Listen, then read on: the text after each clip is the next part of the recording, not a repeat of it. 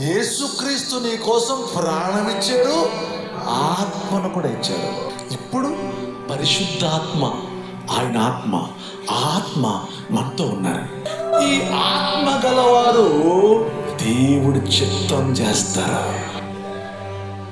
మనము దేవుని పిల్లలమైతే, దేవుని కుమార్తెలమైతే తండ్రి చిత్తమే చేస్తాము. అందుకే ఆత్మ చేత నడిపించబడతారంట. ఆత్మ ఏం చేస్తారు?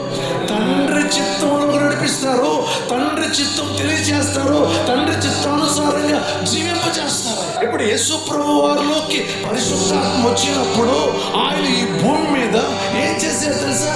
తండ్రి చిత్తమే చేశారు. మీరు దేవుని కుమార్తెలైతే యేసయ్యలాగా తండ్రి చిత్తం చేయాలి.